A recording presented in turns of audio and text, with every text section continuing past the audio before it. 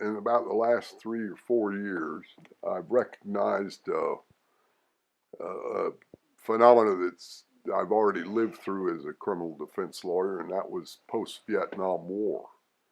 And where we are now is post-Vietnam War on steroids. And so what I've gotten very involved with is trying to share with other lawyers what it's like, A, to be a veteran, because we only have 1% of our population that are veterans now, as opposed to Vietnam when it would be 50% of male. So what I've tried to do, and have formulated a little seminar that I put on for other lawyers to try and raise their level of awareness, to give them some skill in trying to represent these folks, both men and women. And I think that's the one thing that is different with our returning veterans this time than, say, Vietnam, is the number of women that are coming back. If the statistics hold out, there are going to be more women, homeless women vets than men. And that's for a lot of reasons. Typically, they don't have a very good support network.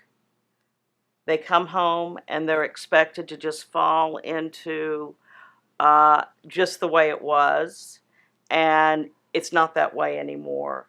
And they really don't know how to fit. I think the other thing that we're seeing is a lot of these veterans are coming home very heavily medicated.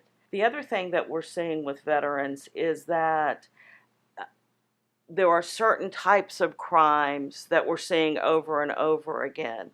And we're really trying to teach people, how do you represent a veteran charged with these types of crimes? In order to understand why it matters, you have to go back to the United States Supreme Court. And the United States Supreme Court has held that military duty counts at sentencing. And it counts for two reasons. Number one, it counts just because of the experience, just because you have been willing to go to war for your country. The second reason it counts is what happened to you when you served. Are you a victim of traumatic brain injury? Did an IED explode near you? Do you have PTSD? So all of these factors can really affect behavior. And some of the crimes that we are seeing are DUIs, domestic battery, and battery on a law enforcement officer. And so we have found in our practice that rather than combat veterans receiving credit for what they did, they're actually punished for being combat veterans.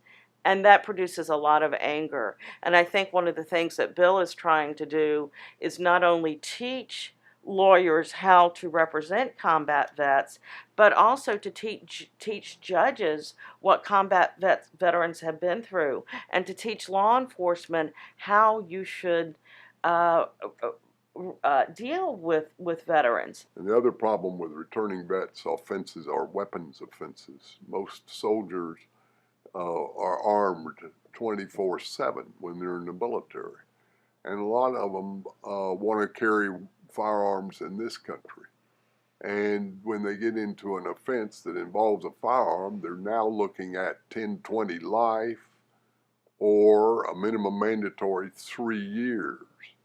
So you put someone in prison because of what we've trained them to do, and then we superimpose whatever the medical and mental consequences of combat is, and we're now caging people, and it's pitiful. Prisons are not the place to get medical care, and many of these individuals need ongoing, psychiatric and other medical care, and it's simply not available.